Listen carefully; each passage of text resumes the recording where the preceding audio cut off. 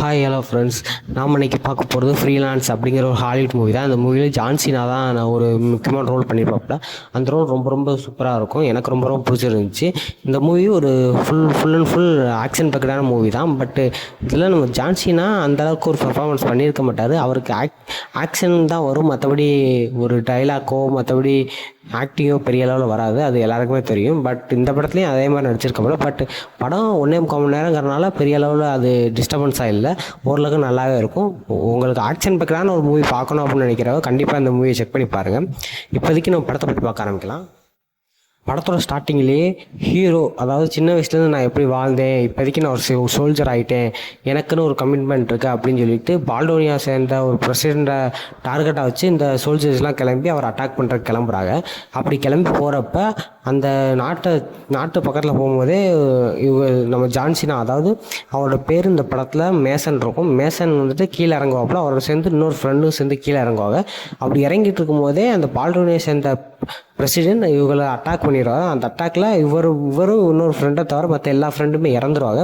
அதுக்கப்புறம் இவருக்கு முதுகில் பெரிய அடிபட்டு தன்னால் இதுக்கப்புறம் சோல்ஜராக இருக்க முடியாது அப்படிங்கிற மாதிரி சொல்லிட்டு, தான் இதுக்கு முன்னாடி சோல்ஜராக இருக்க முன்னாடி வக்கீலாக இருக்கிறதுக்கு ப்ராக்டிஸ் பண்ணியிருந்தேன், அதை ட்ரை பண்ணுவோம் அப்படின்னு சொல்லிட்டு ஜென்னி அப்படிங்கிற ஒரு பொண்ணை கல்யாணம் பண்ணி அவங்களுக்கு ஒரு குழந்தை இருக்கும். அந்த குழந்தைய வச்சு ஒரு சின்ன நார்மலான வாழ்க்கையை வாழ்ந்துக்கிட்டு இருப்பார். அப்படி வாழ்ந்துக்கிட்டு இருக்கும்போதே இவர் வந்துட்டு வக்கீலாகிடுவாப்புல. அப்படி வக்கீலானாலும் இவருக்கு பெரிய அளவில் அதில் இன்ட்ரெஸ்ட் இருக்காது. ஏன்னா வக்கீலாக இருக்கோம், நம்ம சோல்ஜராக இருக்கிறதுக்கு தான் நம்ம ப்ராக்டிஸ் பண்ணியிருந்தோம், பட் இந்த ஆக்ஷன்னால நம்ம இப்படி ஆகிட்டோமே அப்படின்னு அவருக்கு ஒரு வருத்தம் ரொம்ப நாளாக இருந்துக்கிட்டே இருக்கும். இருந்தாலும் இதை பெரிய அளவில் வெளியே காட்டிக்கக்கூடாது, இப்படி வெளியே காட்டினோம்னா தான் மனைவியோ தான் குழந்தைக்கும் பாதிப்பு ஏற்படும் அப்படின்னு சொல்லி அதை பற்றி வெளியே சொல்லாமலே தன்னோட வேலையை பிடிக்கலாட்டியும் பிடிச்ச மாதிரி சொல்லி வீட்டில் காட்டிக்கிட்டு வேலையை தொடர்ச்சியாக பண்ணிக்கிட்டே இருப்பார்.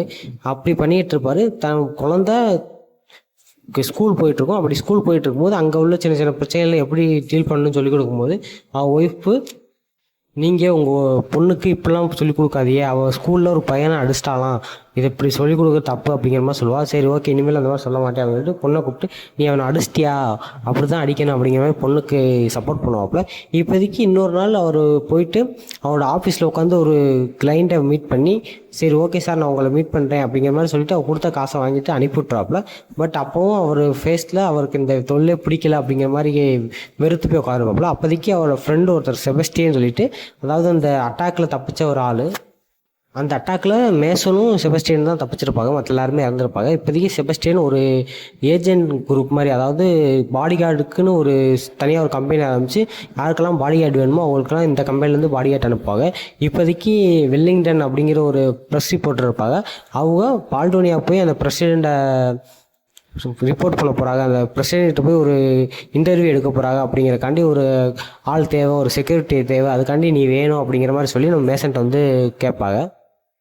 மேசன் இந்த இதை பார்த்துட்டு, இந்த இது வந்துட்டு நீ அப்போவே ஆரம்பித்த, இப்போதைக்கு இது சக்ஸஸாக போயிட்டுருக்கா, ஓகே நான் உனக்கு ஹெல்ப் பண்ணுறேன் அப்படின்ற மாதிரி ஒத்துக்குவார். நான் உனக்கு ரொம்ப பணமும் தரேன் அப்படின்னு சொல்லணும் ஒத்துக்குவார். பட் யாரை போய் நாங்கள் இது பண்ணணும் அப்படின்னும் போது பால்டோனியா சேர்ந்த பிரசிடென்ட் தான் அப்படின்னும் போது, அவன் தானே நம்ம ஃப்ரெண்டு எல்லாத்தையும் கொண்டான், நீ அவனே பாதுகாக்கிறதுக்கு என்னை அனுப்புகிற, நீ அவனை பாதுகாக்க வேணாம், வெல்லிங்டனுங்கிற ரிப்போர்ட்டருக்கு பாதுகாப்பாக செக்யூரிட்டியாக போனால் போதும் அப்படின்னு ஃபஸ்ட்டு. இல்லை எனக்கு ஒத்து வராது, நான் இதுக்கு போகலை அப்படின்றாரு. நான் உனக்கு பணம் நிறையா தரேன், நீ போனீங்கன்னா உனக்கு லைஃபுக்கு செட்டில் ஆகிடலாம் அப்படிங்கும்போது சொல்லணும்னு பணம் வேணும் அப்படிங்கிறக்காண்டி சரி நான் போகிறேன்னு ஒத்துக்குவார். இப்போதைக்கு அவர் போய் வெல்லிங்டனை கூட்டிகிட்டு பால்டோனியா கிளம்ப போனோம். இப்போதைக்கு நம்ம அவங்க வெல்லிங்டனை பார்க்குறக்காண்டி நம்ம ஜான்சனை கிளம்பி போகிறாப்புல. பட் அவங்க வீட்டில் ஜென்னி இதுக்கெல்லாம் ஒத்துக்க மாட்டாங்க. இல்லை நீங்கள் வக்கீலாக தான் இருக்கணும் அப்படின்னுவாங்க. இல்லை நான் அதில் இருக்க விருப்பம் இல்லை, நாங்கள் அப்போது தான் ஐடியா பண்ணுறேன் அப்படின்னுவாங்க. இல்லை நீங்கள் போகிற மாதிரி இருந்தால் எங்களை மொத்தமாக விட்டுட்டு போயிருங்க அப்படிங்கிற மாதிரி ஜென்னி சொன்னோன்னே, வேறு வழியே இல்லை நான் போய்தான் ஆகணும் அப்படிங்கிற மாதிரி சொல்லிவிட்டு நம்ம மேசன் அங்கேருந்து கிளம்பிடுவோம். அப்போ கிளம்பி போய் வெல்லிங்டனை கூட்டிக்கிட்டு போகும்போது வெல்லிங்டன் அந்த இடத்துல இருக்க மாட்டாங்க, ரொம்ப நேரமாக தேடிட்டு இருப்பார். அப்புறம் வெல்லிங்டன் இவரை பார்த்துட்டு இவர் ஒரு ஃபேன் பாய் ஓலா அப்படின்னு நினச்சிக்கிட்டு அவர் விட்டு தாண்டி போயிடுவாங்க. இல்லை நான் தான் உங்கள் செக்யூரிட்டி, நான் உங்களை கூட்டிகிட்டு போக தான் வந்தேன் அப்படின்னு சொல்லி கூட்டிகிட்டு கிளம்பிடுவாங்க. கிளம்புனோடனே இவங்க எல்லோரும் சேர்ந்து பால்டோனியா கிளம்பிடுவாங்க. பால்டோனியா போயிட்டு அங்கே போய் அந்த பிரசிடெண்ட்டை மீட் பண்ணி, அங்கே போகும்போது அந்த பிரசிடென்ட் பாடிகார்டு எல்லாருமே மேசன்கிட்ட இருக்க வெப்பன் எல்லாத்தையும் பிடிங்கிட்டு, நீங்கள் சும்மா தான் போகணும், புறமா இருந்தால் போங்க அப்படின்னு சொல்லி அவளை காரில் ஏற்றி விட்ருவாங்க. அப்படி காரில் போகும்போது பிரசிடென்ட், வெல்லிங்டன், மேசன் 3 சேர்ந்து பேசிகிட்டு வருவாங்க. அப்போதைக்கு மேசனும் பின்னாடி தூக்கி போட்டு பின்னாடி உள்ள ஒரு இதில் உட்கார வச்சுருவாங்க. சரின்னு அவர் உட்காந்துருப்பார். முன்னாடி உட்காந்து வெல்லிங்டனும் பிரசிடென்ட்டும் உட்காந்து ஒவ்வொரு விஷயமா கேட்டு பேசிக்கிட்டு இருக்கும்போது நம்ம பிரசிடென்ட் வெல்லிங்டனை பார்த்து இம்ப்ரெஸ் ஆகி அவங்களுக்கு ரூட் வர மாதிரி தான் காட்டியிருப்பாங்க. அதுக்கப்புறம் ஒரு குறிப்பிட்ட தொலை போனதுக்கப்புறம் அங்கே உள்ள மக்களில் சில பேர் நம்ம பிரசிடெண்ட்டை எதிர்க்கிற மாதிரியே இருக்கும். அப்போதைக்கு நம்ம மேசனுக்கு இவன் ஒரு சர்வாதிகாரி அப்படிங்கிற மாதிரி ஒரு ஃபீலிங் தான் இருக்கும். அதை பார்த்துக்கிட்டே போவாங்க. சரி ஓகேன்னு இப்படியே அந்த இடத்த தாண்டி ஒரு பாலத்திட்ட போகும்போது அங்கே உள்ள சில ஆட்கள் நம்ம பிரசிடெண்ட்டை அட்டாக் பண்ணுவாங்க. அட்டாக் பண்ணுறப்ப நம்ம மேசன் தான் அங்கே உள்ள எல்லாரையும் அட்டாக் பண்ணிவிட்டு பிரசிடெண்ட்டையும் வெல்லிங்டனையும் காப்பாற்றி கூட்டு போவாப்புல. அப்போதைக்கு நம்ம மேசன் சொல்லுவாப்புல, நான் பிரசிடெண்ட்டை காப்பாற்றுறதுக்கு எங்கே வரல, வெல்லிங்டன் உங்களை காப்பாற்ற தான் நான் வந்தேன், உங்களுக்கு செக்யூரிட்டியாக தான் நான் வந்திருக்கேன், நான் உங்களை தான் காப்பாற்றேன் அப்படின்னு சொல்லி ஒரு காட்டு வழியாக கூட்டிகிட்டு போவாப்புல. அப்படி போகும்போது பிரசிடெண்ட்டும் அவங்கள ஃபாலோ பண்ணி நானும் உங்கள் கூட வரேன் ஃபாலோ பண்ணி போவார். பட்டு இதெல்லாம் பண்ணது நம்ம பிரசிடெண்ட்டோட மருமகன் தான், ஆர்க்குன்னு சொல்லுவாங்க. அந்த ஆர்க்குங்கிறவன் தான் இவங்களை கொல்றக்காண்டி ஐடியா பண்ணி ஆட்கள் அனுப்பியிருப்பான். பட் அதுலேருந்து நம்ம பிரசிடெண்ட் தப்பிச்சிருவாப்புல. இப்போதைக்கு இவங்க எல்லோரும் சேர்ந்து காட்டு வழியாக தப்பிச்சு போயிட்டு இருக்கும்போது அங்கே உள்ள சில பிரச்சனைகள் வந்துடும். அங்கே ஆட்கள்லாம் தேடி வந்துடுவாங்க. அந்த இடத்துல நம்ம மேசன் ஒரு வழியாக அங்கே உள்ள எல்லாத்தையும் அட்டாக் பண்ணிவிட்டு தப்பிச்சு அங்கேருந்து போவாப்புல. தப்பிச்சு போகும்போது நம்ம பிரசிடெண்ட் சொல்லுவாப்புல, இதுக்கப்புறம் நீங்கள் இது வழியாக போனீங்கன்னா தப்பிக்க முடியாது, அவன் என் மருமையும் தான் இதுக்கு என்னை கொல்றக்க யாரும் அனுப்பியிருக்கான், ஸோ அவனை நம்ம தடுத்தே ஆகணும், இப்போதைக்கு என் வழியில் வாங்க, நான் உங்களை காப்பாற்றுறேன் அப்படின்னு சொல்லி ஒரு கிராமத்தை கூட்டு வைப்பாப்புல. அந்த கிராமத்தில் போய் இவங்க எல்லாரும் தங்கி இருப்பாங்க. தங்கி இருந்துட்டு அன்னைக்கு நம்ம வெல்லிங்டனும் மேசனும் சேர்ந்து கிஸ் பண்ணிக்க ட்ரை பண்ணுவாங்க. அப்போதைக்கு நம்ம மேசன் சொல்லுவாப்புல, இல்லை நான் என் ஒய்ஃபை விட்டு பிரிஞ்சு தான் இருக்கேன், இப்போதைக்கு தற்காலிகமாக பிரிஞ்சிருக்கேன், பட் நான் மொத்தம் பிரிஞ்சுலாம் இல்லை, ஸோ இது எனக்கு செட் ஆகாது அப்படிங்கிற மாதிரி சொல்லுவாப்புல. அப்படி சொல்லிவிட்டு அவர் 2 பேரும் அங்கேயே ஸ்டே பண்ணிடுவாங்க. நம்ம பிரசிடெண்ட்டுக்கும் அங்கேயே ஸ்டே பண்ணிடுவாப்புல. இப்போதைக்கு பிரசிடெண்ட்டு ஒரு ஆபத்தில் இருக்காருன்னு எல்லாருக்குமே தெரியும். இருந்தாலும் நம்ம மேசனுக்கு பிரசிடெண்ட் மேலே பெரிய அளவில் அக்கறை இருக்காது. ஏன்னா அவன் தான் தான் ஃப்ரெண்டு எல்லாத்தையும் கொண்டுட்டான், அவனால தான் தன் ஃப்ரெண்டு எல்லாம் செத்துட்டாங்க அப்படிங்கிற ஒரு எண்ணமே அவனுக்குள்ளே இருக்கும். அதனால் அவரை கண்டாலே வெறுத்து ஒதுக்கிட்டு இருப்பான்.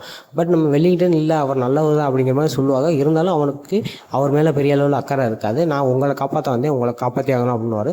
சரி, இந்த இடத்துல உங்கள் ஃப்ரெண்டு செபஸ்டியன் தானே இந்த டீலுக்கு அனுப்புனேன், அவனுக்கு இது தெரியாமல் இருக்க வாய்ப்பே இல்லை, பிரசிடெண்ட்டை கொல்றக்காண்டி ஐடியா பண்ணிட்டுருக்காங்க, ஸோ அது அவனுக்கு தெரியறதுக்கு வாய்ப்பு இருக்குது அப்படிங்கிற மாதிரி கால் பண்ணி, நீ உன்னால தான் இந்த மாதிரி பிரச்சனை ஆகிட்டு இருக்கு, நீ இதெல்லாம் தெரிஞ்சு தான் நீ அனுப்பியிருக்க, ஸோ என்ன பிரச்சனை சொல்லு அப்படின்னு கேட்கும்போது, இல்லை அந்த ஆட்கள்லாம் உனக்கு பணம் தரேங்கிறாங்க, நம்ம பிரசிடெண்ட்டை போட்டு தள்ளிடு, உனக்கு பெரிய அளவில் பணம் தரேங்கிறாங்க, நீ பிரசிடெண்ட்டை போட்டுட்டு உனக்கே ஆல்ரெடி பிரசிடெண்ட் மேலே கோவம் தானே இருக்குது, நீ அவனை போட்டு தள்ளிட்டு வந்துரு, உனக்கு நான் பணம் வாங்கி தரேன் அப்படின்னு நம்ம செபஸ்டியன் சொல்லுவாங்க. இல்லை எனக்கு அதெல்லாம் வேணாம் அப்படின்னுவார். இல்லை நீ போட்டு தள்ளி அப்படின்னு, சரி ஓகே நான் பண்ணுறேன் அப்படின்னு சொல்லிட்டு ஒரு கண்ணை எடுத்துகிட்டு நம்ம பிரசிடெண்ட்டை போட்டு தட்டுற போவார்.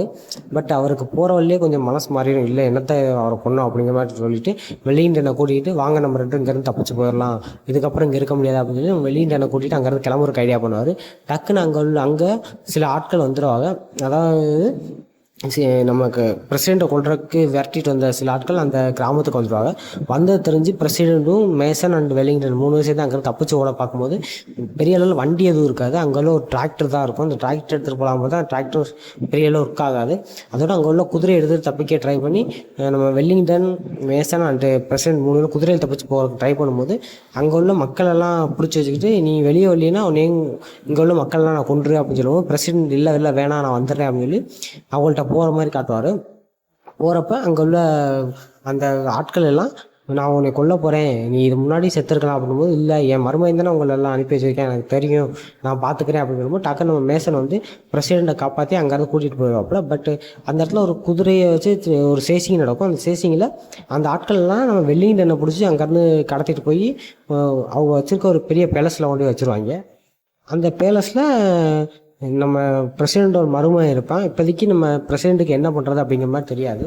அப்போ தான் பிரசிடெண்ட் சொல்லுவாப்புல, நீ யாருன்னு எனக்கு தெரியும், உன் நண்பர்கள்லாம் நான் கொல்லலை, அந்த ஃப்ளைட்டை அட்டாக் பண்ணது நான் கிடையாது, அது இங்கே உள்ள ஆட்கள் தான் பண்ணாங்க, அது என் மேலே பெரிய அளவில் தப்பான ஒரு அபிப்பிராயம் வரணுங்கிறக்காண்டி அப்படி பண்ணியிருக்காங்க, அதுக்கு எனக்கு எந்த சம்பந்தமும் இல்லை அப்படின்னு சொல்லிட்டு, இங்கே உள்ள என் ஃப்ரெண்டை ஒருத்தர் மீட் பண்ண போகணும், வா நம்ம 2 போய் மீட் பண்ணோம்னா அவன் நம்மளுக்கு ஹெல்ப் பண்ணுவேன் அப்படின்னு சொல்லிட்டு போவாங்க.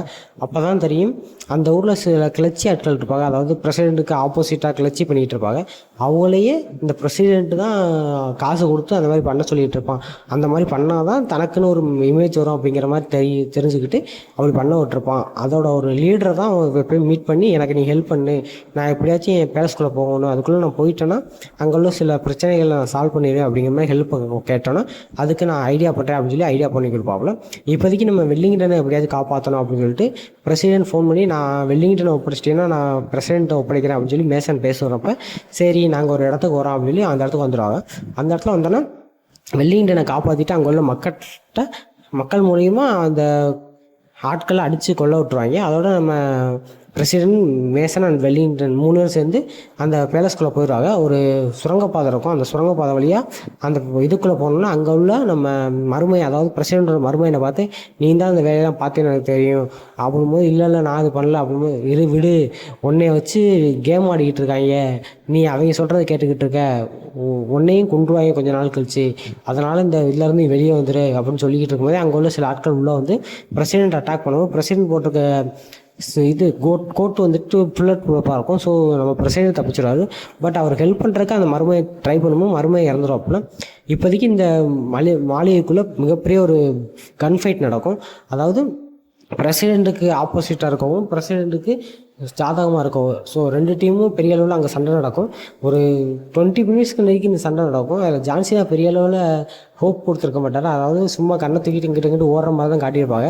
மற்றபடி அவருக்கு பெரிய அளவில் எதுவுமே தெரியாத மாதிரி காட்டியிருப்பாங்க. பட் இருந்தாலும் அவர் இதுக்கு முன்னாடி சோல்ஜராக இருந்தாருங்கிறனால அந்த இடத்துல ஒரு சில இதெல்லாம் பண்ணி நம்ம பிரசிடெண்ட்டை காப்பாற்றுற மாதிரியும், பிரசிடெண்ட்டை காப்பாற்றிட்டு அவங்க ஒரு இன்டர்வியூ கொடுப்பாங்க. அந்த இன்டர்வியூவில் இந்த மாதிரி இந்த புரட்சியாளர்கள்லாம் பெரிய பிரச்சனை பண்ணிட்டாங்க, இதை நம்ம சரி பண்ணிடலாம், ஒன்றும் பிரச்சனை இல்லை அப்படிங்கிற மாதிரி சொல்லிவிட்டு அதை சரி பண்ணுறதுக்கு பெரிய முயற்சியெலாம் பண்ணி நான் சரி பண்ணிட்டேன், இதுக்கப்புறம் பால்டோனியாவில் இது மாதிரி பிரச்சனை எதுவும் நடக்காது, இனிமேல் நான் எல்லாத்தையும் பார்த்துக்கிறேன் அப்படின்னு சொல்லி பால்டோனியாவில் அந்த பிரச்சனையை எல்லாத்தையும் சால்வ் பண்ணுறதுக்கு நம்ம ஆள் சரி பண்ணிடுவாப்புல. அதோட அந்த படம் முடிகிற மாதிரி காட்டியிருப்பாங்க. இந்த இடத்துல நம்ம பிரசிடென்ட் விட்ட ஒரு அறிக்கையில் டிவியில் பார்க்கும்போது நம்ம ஜென்னி, அதாவது மேசனோட ஒய்ஃப் ஜென்னி பேட்டிசன் வந்துட்டு அதை பார்த்துட்டு தான் கணவர் நல்ல விஷயத்துக்கு தான் போயிருக்காரு அப்படிங்கிறத தெரிஞ்சுக்கிட்டு திரும்பவும் மேசன் கூட சேர்ந்துருவாங்க. மேசன் திரும்ப ஊருக்கு வந்து தான் ஒய்ஃபு அண்டு குழந்தையோடு சேர்ந்து வாழ ஆரம்பிச்சிடுவாரு.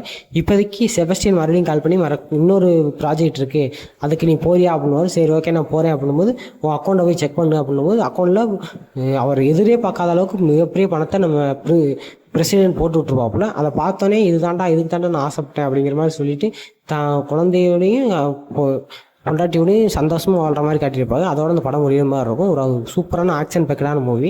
யாருக்கெல்லாம் இந்த மூவி பிடிச்சிருக்குங்கிறத கீழே கமெண்ட் பண்ணுங்கள். இந்த மூவி பார்த்துட்டு வந்து உங்கள் தாட்ஸை கீழே கமெண்ட் பண்ணுங்கள். இந்த வீடியோ பிடிச்சிருந்தா ஒரு லைக் பண்ணுங்கள், சப்ஸ்கிரைப் பண்ணிக்கோங்க, கீழே பெல் ஐக்கானே கிளிக் பண்ணிக்கோங்க.